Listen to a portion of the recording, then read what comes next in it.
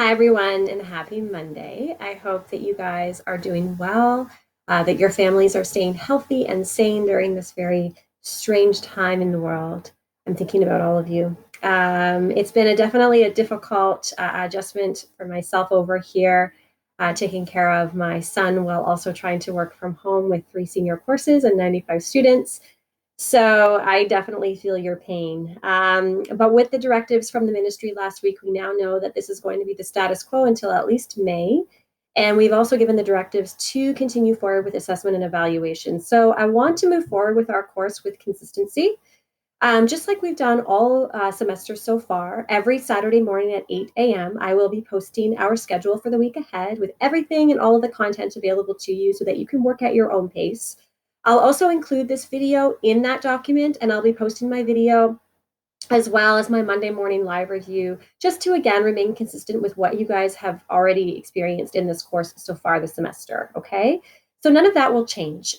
In my little preamble here for week 8, what will change are a couple of different things. So you can read through this, but I'll just explain this ahead in this video. I've decided that throughout this period of time while we are at home, I will not be doing any testing. So I will not have any tests. The reason for this is twofold. Number one, I'm not a big test teacher anyways. I don't believe they are the best indicators of knowledge.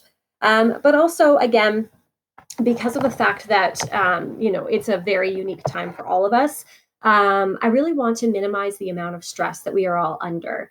And that includes myself.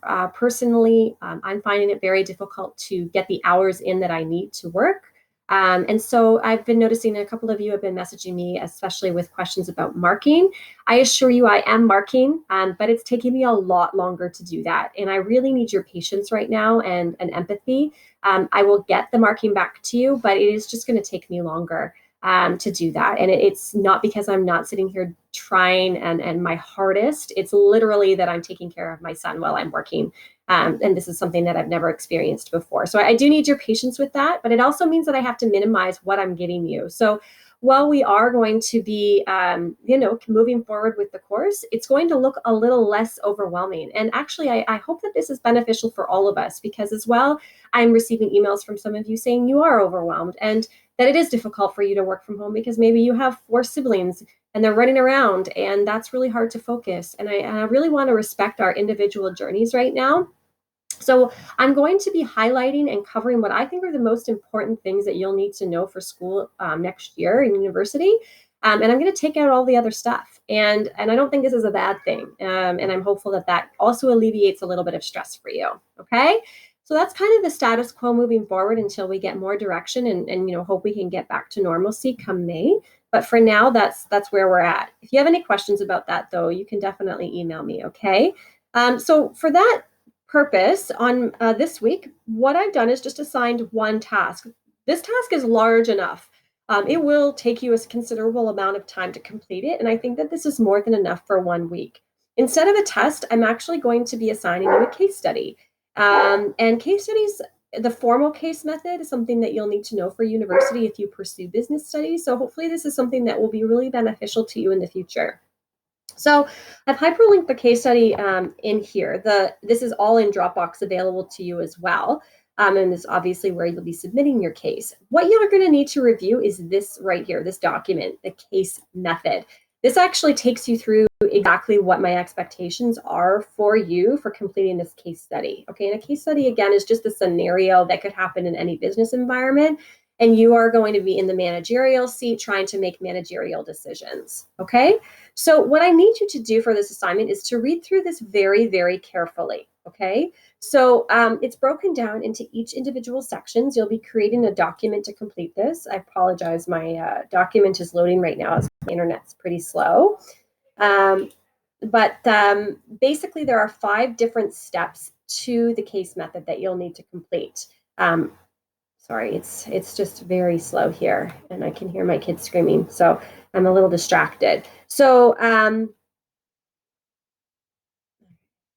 on, you can go. Sorry. So 6 different steps, but that includes the case recommendation.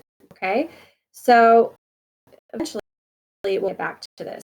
So what I want you to do, follow these steps step by step for case study, okay? So the case study is Sophie's Toy Creative Solutions. You're going to read the case study. I would recommend writing down very specific notes about all the individual people in the case, and because you're going to be referring back to that throughout the assignment, okay? Sorry, literally this is just not working right now, so hopefully I can get us back here. It's just my computer's being very, very slow. Okay. So, okay. The first step to the case is just identifying and listing sort of everything that you know. Okay. So, in the past, I've had a lot of students say, well, how do you want me to format this? Kind of, it's up to you. So, this is where your individual leadership management style comes in. Obviously, I want you to be very professional in how you go about creating this case study, but it's kind of up to you how you decide to cluster your ideas. So you can do a point form. You can cluster it into different kind of categories. So, for example, you might want to do like headings of who the individual people are within the case and what you know about them, how it connects to different management, theories that we covered in our last unit, and just kind of you're writing down basically everything that you know from reading this case. There we go. Finally, my computer's working. You guys are probably also dealing with this at home. The internet's slow. Okay, so once you have all of that list of stuff of what you know. So for example, I've listed here things that you guys can highlight, like what's the diversity, what's the office makeup look like, what are the schedules, what are the pay. So you're going to be really filtering and like trying to lift as much information from the case as you possibly can, making as many individual assumptions as you can. So this is a very detailed list. And if you were in the management position, what are some of the assumptions that you make from that? Step 2 is from this particular list, you're going to identify what are the overall problems that need to be solved. And there's going to be multiple problems. It's not just going to be one major problem. It's going to be multiple different things. From a management perspective, what's going on and how do we fix this? So you're listing the problems in this. Again, how do you format that? Kind of up to you. You want to be professional in how you go about, formatting that, but definitely you're listing multiple problems. In step 3, from your list of problems, you're going to be outlining what you think is the actual major issue at hand.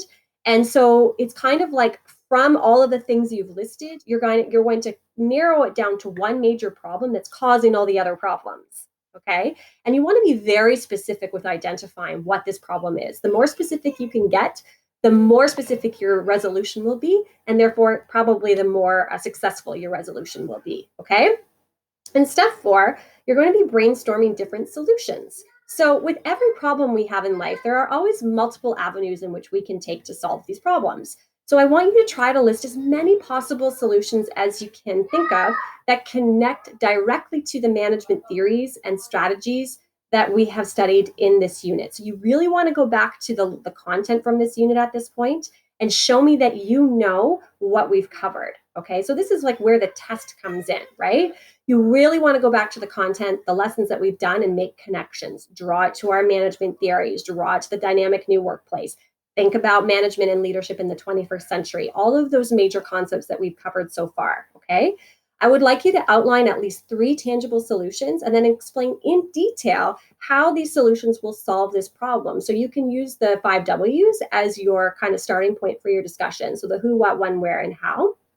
And then kind of who's it going to involve, how's it going to be orchestrated, what's the timeline, and again, how you format this is up to you. It doesn't have to just be all writing. You can break it down into subheadings. You can use point form where appropriate. Throughout the week, if you want me to check your work and give you some feedback on how you're formatting it, I can definitely do that. So just don't be shy to ask, okay? In step 5, you're going to cluster your ideas. So typically what students will do in this case is they'll make a chart, and the chart will kind of have the different solutions in it, and then it will be categorized into seen it, could be good, radical idea. So you can, chart this however which way you like. You can create a mind map, you can create a Venn diagram, you can create a graph, whatever works for you in your brain. This is again where you get to show me your interpretation as a manager, okay? And this is kind of basically like what you're going to be generating is a list of pros and cons to your possible solutions. Kind of like if you were trying to decide between what universities you would be going to next year and you had 3 choices, you would write a list of pros and cons for each university choice. And from that, you would generate what you think is the best solution for you. Okay. And of course, the most important part is the solution. From all of this, you're going to pick one or two of your ideas that you've generated to implement to solve the problem that you identified in the first part of the case. In this solution, I want you to write a summary which explains the best recommended solution and step-by-step action plan of what you think needs to be done in order for this solution to come to fruition. Okay? Case studies are actually a lot of fun because they're real life scenarios, and you kind of get to steer your own ship. You can format this the way that you want and put as much into it as you want to. And obviously, the more you put into it, the better. Okay. So I kind of made some notes here for you guys to again, think about. As you can see with case methods, some of your work can be done in point form, chart form, mind maps. You can be very visual in this if you want to be, okay? Obviously, I always strongly recommend to students that your recommended solution is the longest writing part of your document. This is where you'll have paragraphs to really explain what your solution is going to be. But you want to make sure that you're very clear in how you organize your work with headings and subheadings and point forms where appropriate, okay? Make sure you include a title page with the title of your assignment, your name, and the due date, as well as my name just for submission. And basically, if you have any questions, just email me. There's usually quite a few questions for this assignment. So again, I won't be upset if you're emailing me with questions. Just give me a little bit of patience in terms of my turnaround time, because I'm not always able to get on, or sometimes I can only get on to email in the evenings. It just depends on sort of what my day looks like at this time. So we're working on this all week. It's due next Tuesday at 8 a.m. The reason for that is because it's Easter long weekend, but that should give you more than enough time to complete this. Don't forget to complete your participation activity because we are still checking attendance. And also don't forget your XQcitus blog. That was actually assigned last week, but I gave you until the 14th to complete it. The reason for that, again, is just I wanted to make sure that we were all kind of getting reconnected and just giving you as much time as possible to do that. Okay, so hopefully that makes sense. And again, if you guys have any questions, don't hesitate to message me. I hope you guys have a great week, and I'll see